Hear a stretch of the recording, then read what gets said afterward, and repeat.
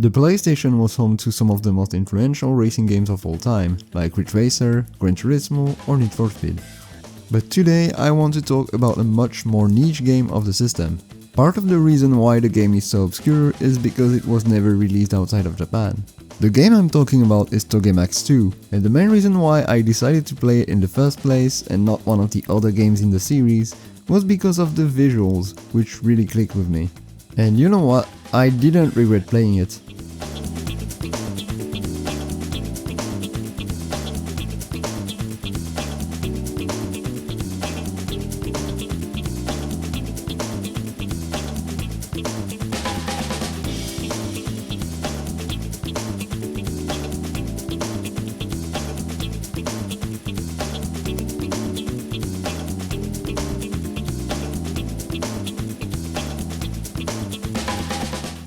When arriving in the game's main menu, you will have the choice between several game modes.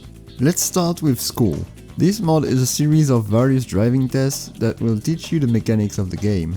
The game will teach you some basics of car mechanics such as understeer and oversteer or the different drivetrains. And the explanations are brought to you in text form by Keiichi Tsuchiya himself. If you can't read Japanese though, it's still very easy to understand what to do as the text is accompanied by a very clear slideshow.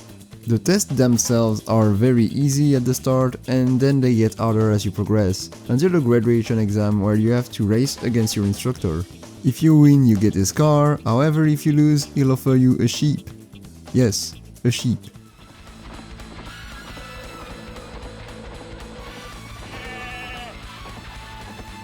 Once you're done with the driving school, you can do it all over again in round 2 mode, which has more challenging requirements, especially the Subaru Legacy lap in the snow, which is insanely difficult in round 2 for some reason. The next game mode I want to talk about is the story mode. In this one, it will definitely be harder to understand what you have to do, so I recommend using a translator like Google Translate. Just screenshot the text and paste it into Google Translate, and while the results won't be perfect, it's still good enough to understand what you have to do.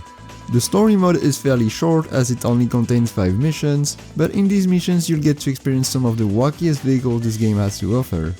Behind the ship, of course. I really like that this story mode doesn't take itself too seriously and throws in a bunch of completely absurd things like a giant legally distinct Godzilla attacking the city.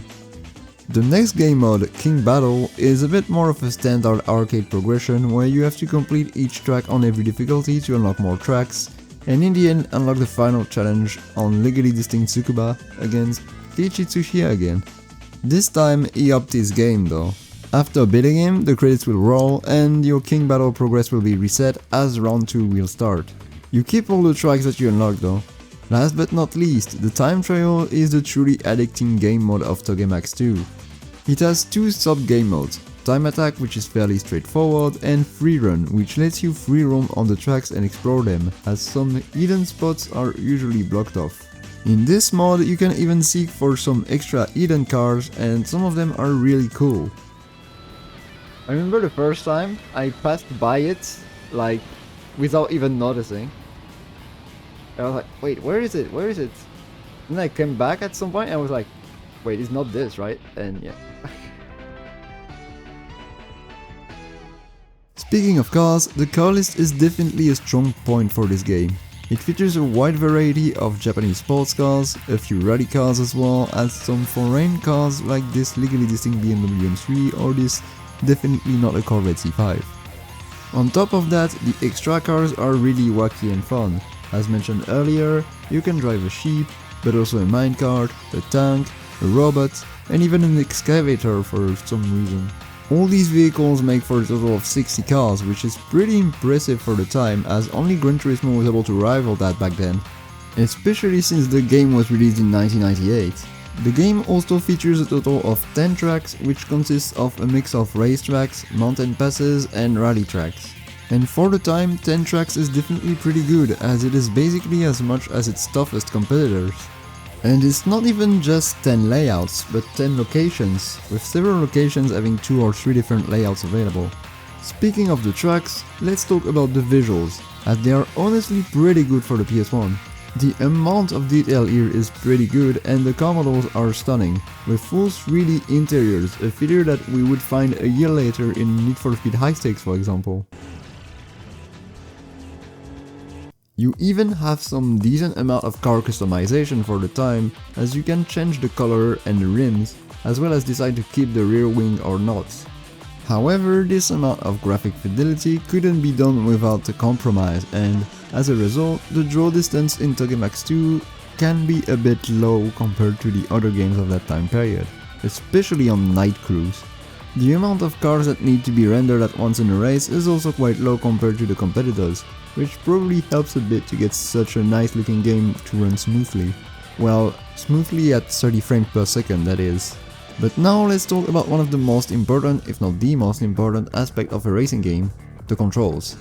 By default the game swaps the brake and throttle buttons, so I'd recommend to directly go to the options to fix that, cause it's quite the headache to have to accelerate with square and brake with cross instead of the opposite. But once this is sorted out, the game has a very nice arcade handling model that honestly is quite unique. It is very focused on drifting, but the cars are a bit sluggish, so you'll need to really dive in to get your car in the drift, but other than that, it's a really fun handling model in my opinion. It takes a bit to get into, but once you start getting good at it, it can be extremely satisfying. As for the collisions, they are fairly basic, as you'd expect from a PS1 game. They can feel a bit weird, but they are generally predictable. It's not like in Vanishing Point for example, where hitting a wall can just send your car doing multiple backflips. The game heavily punishes you for hitting walls, which encourages the player to get better. One last feature I want to mention is that if you don't like how a car drives, not only you can pick one of the 59 other cars in the game, or you can also keep your current car and fine-tune it. The game lets you modify a bunch of settings about your car, from the gear ratios to the stiffness of the suspensions, making it the perfect PS1 game for slider bashing freaks like me. And the suspension tuning is not just a simple hidden stat that changes the handling, it also affects the car visually, as you'll see the car roll a lot more with a suspension setting that sets to soft.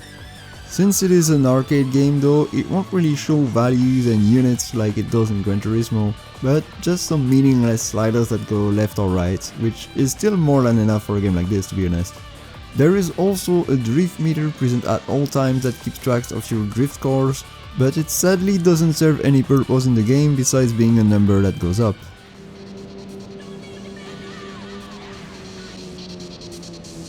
Well, I think that was all I have to say about Touge Max 2.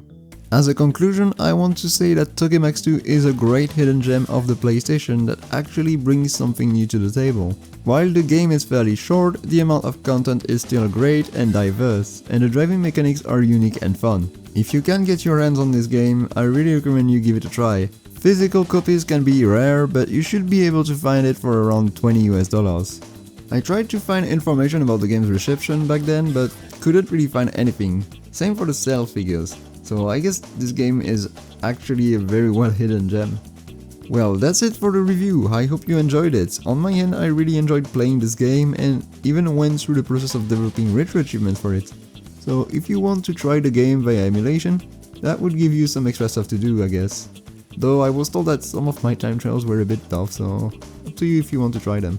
For those who want to see more of my content, you can subscribe to this channel or drop a follow to my Twitch channel, where I regularly stream a wide variety of racing games. The link will be in the description.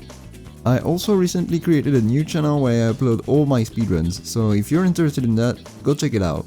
Now that's all I had to say. Thank you all for watching, take care and have a good one.